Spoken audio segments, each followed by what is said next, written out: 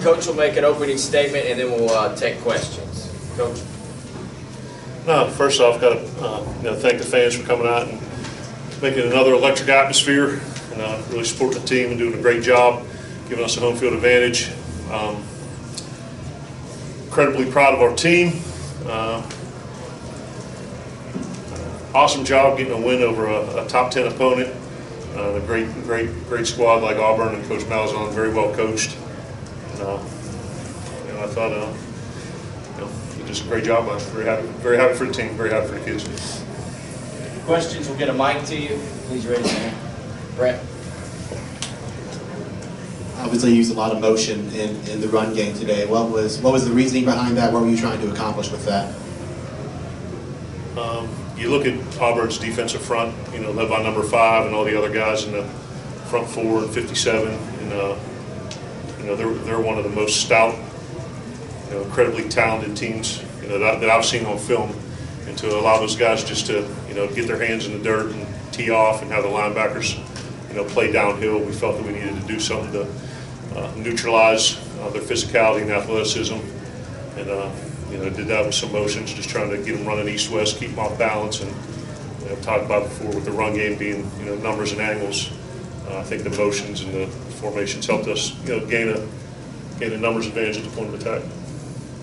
Joe, I know before the season you talked about maybe turning Nick into more of a passer, but did you just decide, he runs well, run the ball? I mean, what did you think of his performance just running tonight and what he did, passing Tebow for the career record? I took my coaching pills this week. I forgot him the last 2 weeks. But no, Nick's, you say any port in a storm, I guess. Obviously coming off of 2 substandard performances offensively that are below our standard, and really sitting down on Sunday and identifying the things that we needed to do to be successful relative to our personnel, and having our scheme match our personnel, not our personnel match our scheme. And Nick's going to continue to develop as a passer. But we feel good about our O-line. With Darrell Williams being out, we had a good next man in mentality there. But we put the ball in the hands of our playmakers. Made some timely plays in the pass game. But ultimately, it's about production and points, and we were able to do that today. Hey, Coach, how big was recovering that fumble on the punt before the half, and then going down and scoring a touchdown there after that? Yeah, it was great for momentum. And we talked about all 3 phases needing to contribute in a positive manner. Playing one play at a time in a championship standard, and to recover that thing and then punch it in. Not only punch it in, but on a 4th down play, which we made by a little bit there, and then just the hustle by our defense, to punch that thing out to eliminate it. I thought that was another momentum-changing play in the second half. So those 2, swung the game back in our favor. Joe, all the eye candy and the motions that you ran, was that something you installed this week? It's been in our playbook. We've worked on it a little bit. But when we were talking as a staff, the guys who have been with me at Penn State, we kind of compared them to a Michigan style of defense. Donnie Brown, good friend of mine, we played them in the whiteout game last year, and felt that their front 7 was like these guys, talented and physical, and we needed to do something to neutralize that. So it's been in the playbook, but it hasn't been emphasized really until this week. Coach, what did you see that made you feel like you could run on them with the success you had tonight? Was it something in film study, or did something happen early in the ball game? I think it kind of happened organically a little bit. I mean, we had we go into a game with probably a similar amount of runs and similar amount of passes. I think it was probably a little bit more streamlined this week to account for some of the formations and motions and things we were doing along those lines. But I think once we got it rolling a little bit, and the kids got confidence, and we saw we were able to move it on the ground, and kind of stuck with what was working. Tyler. Going off of that, how big was this performance on the ground for y'all's confidence going forward? I mean, a lot of the talk has been, where's the running game? And then you guys come out and run for over 300 yards on what's arguably the best rush defense in the conference. Yeah, I think it was a great confidence booster for our offense to be able to move the ball on these guys, but more importantly, across the board, a great confidence booster for our team. And you guys have heard me talk about, the ability to handle prosperity and adversity. Obviously, there were some prosperous times during the first 3 games, and we were hit with a little bit of adversity the past 2. And to me, tough times don't test your character, they reveal it. And I think our character as a team was revealed today, and the messages remain consistent. So we didn't go in last Sunday and fly off the rails and try to reinvent the wheel because we lost a close football game to a very good Florida team. We're going to stick with our process. We're going to do what we do, but we're going to do it better. And that's when the kids, the message is,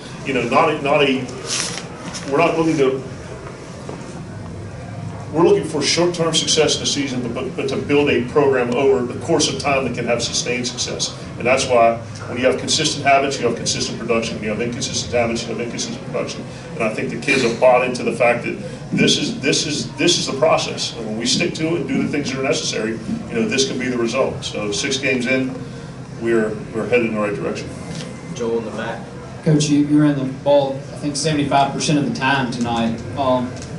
Did you kind of adjust your coaching style? Is that something that you made a concerted effort to do? Is that something that you may do more of going forward? I know you said you like to stay more balanced, but 75% runs, is that something that may stick going forward?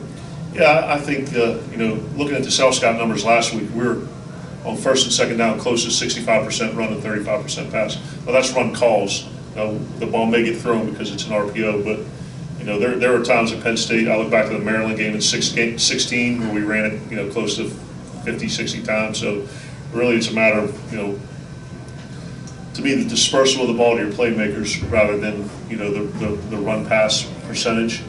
I think you're more difficult to defend when you're closer to the 50-50 because it makes the defense defend the whole field and both facets of the game. But certainly if we're able to, I think I said at the beginning of the year, if we're able to run the ball successfully like we did tonight, then we'll err more towards, that part of our game.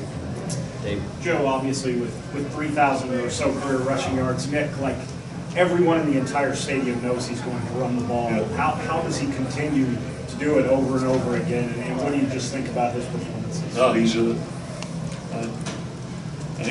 a tough son of a gun now. I mean, you come in, you see him on a Sunday after a game, and he's been through the battles. And I think it's a testament to his leadership, and it's a testament to his willingness to do what it takes for the offense and the team to be successful. Because 6'4", 235-pound guys who can throw the ball over a mountain, they want to throw the ball, but that's right now not a part of our game that's going to help us win as much as the running. So that's why he's like the captain, because he's selfless and he cares more about the team than individual success.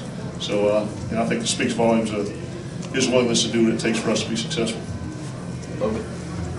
You alternated Tyree and Greg at tackle, and Darrell Williams obviously being out. Just assess the play of the offensive line tonight. Yeah, they're a very prideful group. When you come off a couple of weeks where you're not able to run it very well and you have some issues protecting, it hurts me and it hurts them. And I know Coach Johnson's done a great job developing them, and I don't think the body of work over the last 2 games was representative of our ability. So for Michael Story to go in, I think Darian Parker was in there for a little bit. Tyree, and Darrell really didn't practice much at all this week. All those guys, like you say, it's a line of scrimmage football league. And I think we did a good job at the line of scrimmage on both sides of the ball. Steve up front. Coach Shoup made a comment this week about good is only good enough until better is required. Do you feel like you got a better effort from your defense tonight, holding them out of the end zone? I think the defense has been playing very, very well. I think we saw some things today, create turnovers, create more 3-and-outs, shortening the field up for the offense, giving us an opportunity where we didn't have to drive 90 or 80 every time. So that's, to me, great complementary football. We're all 3 parts of the game, feed off of each other.